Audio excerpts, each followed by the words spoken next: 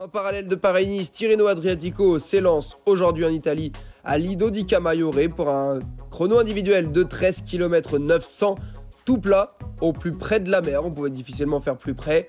Un aller-retour rectiligne et tout plat, regardez, une petite chicane, un demi-tour et retour à Lido di Camaiore vers la ligne d'arrivée. Le grand favori s'appelle Filippo Ganna, l'Italien d'Ineos Grenadier, champion du monde de la discipline, vainqueur déjà à Bessèges et en Provence cette année d'un chrono individuel, mais battu autour des Émirats Arabes Unis sur une distance un peu plus courte par Stefan Bissegger. Va-t-il pouvoir s'imposer aujourd'hui? Son plus grand rival sera sans doute Remco Evenepoel, le Belge de Quick-Step Alpha Vinyl. C'est parti pour Tao Geoghegan Hart, le vainqueur du Giro 2020. Le Britannique d'Ineos Grenadier aura une belle carte à jouer avec ses coéquipiers Carapaz et Richie Porte. Et déjà, il sort un très bon chrono en 15 minutes et 59 secondes. Il est à 17 secondes de son compatriote Alex Dowsett de la formation Israel Startup Nation. Meilleur temps pour l'instant. Mais attention, car cet homme, Kasper Asgreen, champion national du Danemark de la discipline, est très en forme. Il a notamment terminé 3e des Strade Bianche. Une course qui, sur le papier, n'était pas forcément pour lui convenir de la meilleure des façons. Mais quand on est en forme comme Asgreen, regardez, il dépasse ici Phil Bauhaus, le sprinter qui aura sa carte à jouer lors des prochaines étapes. Kasper Asgreen qui va réaliser un chrono de référence. Il va en terminer avec une petite seconde d'avance sur le Britannique Alex Dowsett. Meilleur temps pour Kasper Asgreen, 15 minutes et 41 secondes à plus de 53 de moyenne.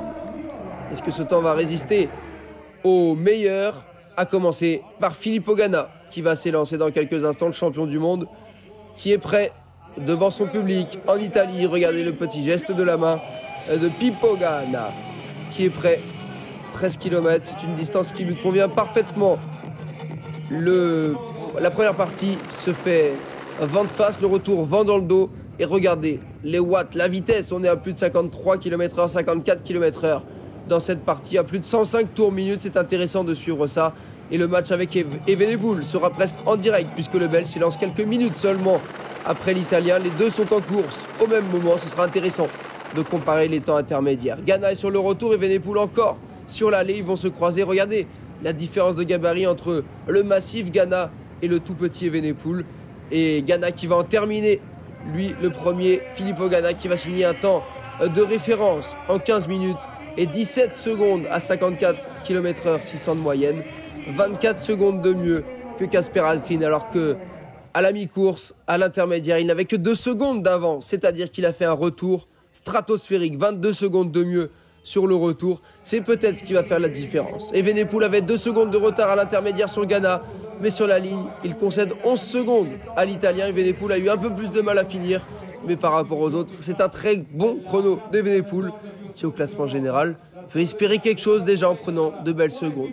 C'est également l'objectif de cet homme, le vainqueur sortant du Tirreno Adriatico, vainqueur sortant également des Strade Bianche. C'était samedi, 50 km en solitaire pour Pogačar. Et 2 jours après, il n'a pas l'air fatigué, puisque le Slovène est 5e au temps intermédiaire, certes un petit peu derrière Ganna et Evenepoel, mais c'est un excellent temps pour l'instant par rapport aux autres favoris au classement général.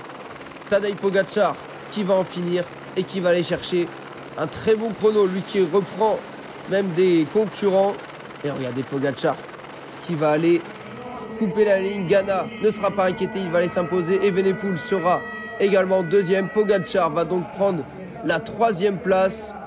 Quel chrono de Tadej Pogačar, 18 secondes de concédé, 53,5 de moyenne tout de même pour le Slovène qui prend donc la 3e place devant Asgreen et Dowsett. La très belle 6e place de Timen Arensman. Tobias Ludvigsson, le Suédois de Groupama, est 7e. Jos van Emden 8e devant Michael Bjerg. Benjamin Thomas lui prend la 12e place devant Miguel Angel Lopez et Tao Geoghegan Hart. Incroyable chrono de Miguel Angel Lopez. Soler est 18e à 47 secondes comme Carapaz qui a fait un très bon chrono. Richie Porte à 51 secondes. Vingegaard est à 53 secondes. Alaphilippe et Demar terminent dans le même temps à 57 secondes. Demain, la 2e étape reliera Camaiore à Sovicile. 219 km. Ce sont des très longues étapes en Italie avec un circuit final. Et la montée de la Pignetta. Attention à cette montée. 219 km est déjà donc un terrain propice aux attaquants, aux punchers.